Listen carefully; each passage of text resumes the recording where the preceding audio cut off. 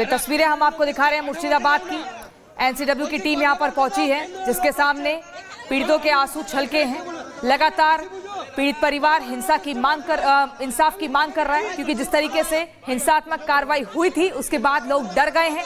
काफी हिंदू परिवारों को टारगेट किया गया और वो परिवार मालदा पहुंचे, वहां पर राहत शिविर में रह रहे हैं। ये वो लोग हैं जिनका कहना है कि आखिर इनका गुनाह क्या है, क्यों इनको इस तरीके से डराया गया, क्यों इनके सामने उन घरों को टारगेट किया गया जिनका कोई दोष नहीं था। आखिर कब तक ऐसे हिंदुओं की आवाज को दबाने का प्रयास किया जाएगा? कब तक ममता बनर्जी तुष्टीकरण की राजनीति करती रहेंगी? दंगाइयों के सामने एकदम मजबूर दिखे ये लोग जो आज खुलकर अपनी बातों को एनसीडब्ल्यू की टीम के सामने रख रहे हैं। हिंदुओं पर हिंसात्मक कार्रवाई कब तक होगी? विश्व हिंदू परिषद ने कहा है कि प्रदर्शन किया जाएगा। आज देशव्यापी प्रदर्शन का ऐलान किया गया है। पश्चिम बंगाल में राष्ट्रपति शासन लगाने की मांग की जा रही है। हिंदुओं पर अत्याचार बंगाल में बढ़ता जा रहा है, इसीलिए योगी मॉडल की मांग की जा रही है कि बुलडोजर के तहत कार्रवाई होनी चाहिए उन दंगाइयों के घर पर जिन्होंने न सिर्फ पत्थरबाजी की बल्कि आगजनी भी की।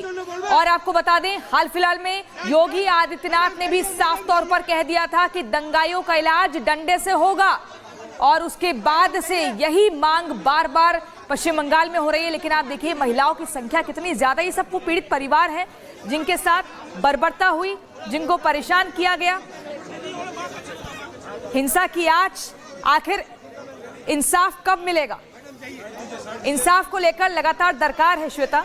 और यहाँ पर पीड़ित परिवार से एनसीडब्ल्यू की टीम मिलने पहुंची है। बीते दिन भी एनएचआरसी की टीम पहुंची थी। तो देखिए इस वक्त आपको सबसे बड़ी तस्वीर दिखा रहे हैं। ममता बनर्जी नहीं पहुंची।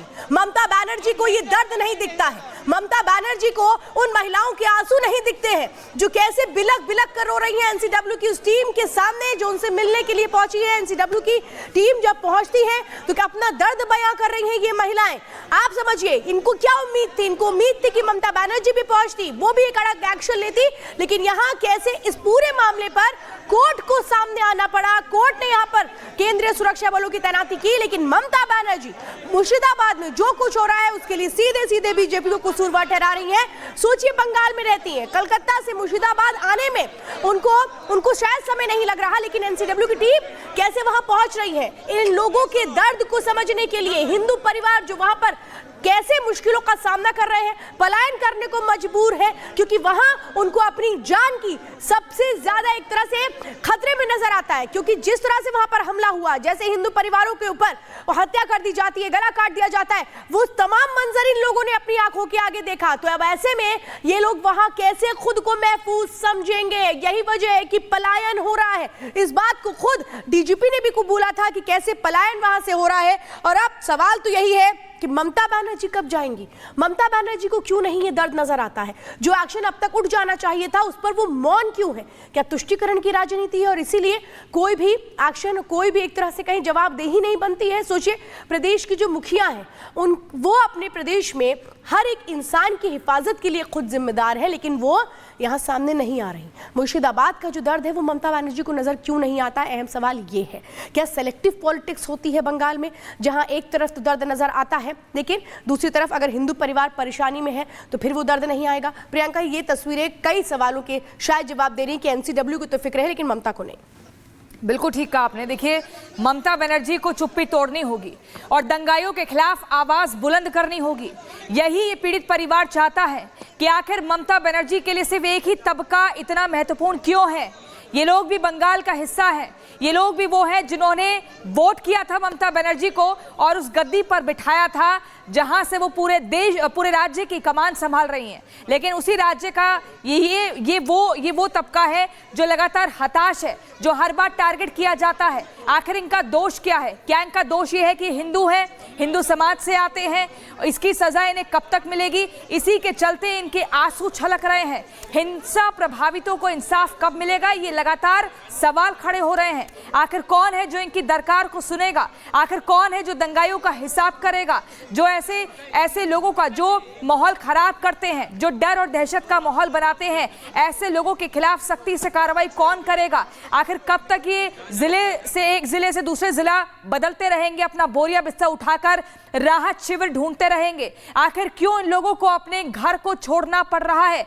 आप देखिए कैसे सड़कों पर, ये सड़क पर बिलख कर रो रही है महिलाएं, और ऐसे में कौन इनकी सुनेगा? जिस राज्य की कमान इन्हीं लोगों ने ममता बनर्जी को सौंपी थी, उन्हीं लोगों को इस तरीके से सताया जा रहा है, रुलाया जा रहा है। आखिर इनका हिसाब कौन करेगा, जिन्होंने मुर्शिदाबाद को दंगे की आग में झुलसाया?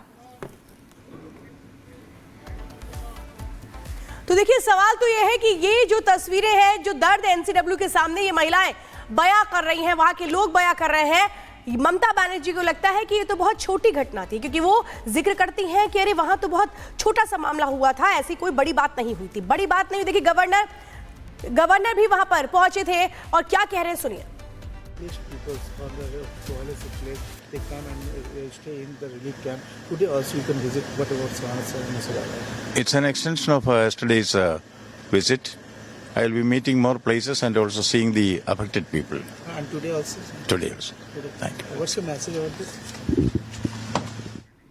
तो सीवी आनंद बोस जो खुद मौजूद हैं, जो खुद मिलने के लिए गए थे पीड़ितों से, अंदाजा लगाइए कि राज्यपाल मिलने के लिए जा रहे हैं, लेकिन ममता बनर्जी नहीं आती हैं। ममता बनर्जी कहती है कि मुर्शिदाबाद के कुछ इलाकों में वक्फ कानून को लेकर थोड़ी बहुत गड़बड़ी हुई थी, लेकिन इसे बढ़ा चढ़ाकर और गलत तरीके से दिखाया जा रहा है।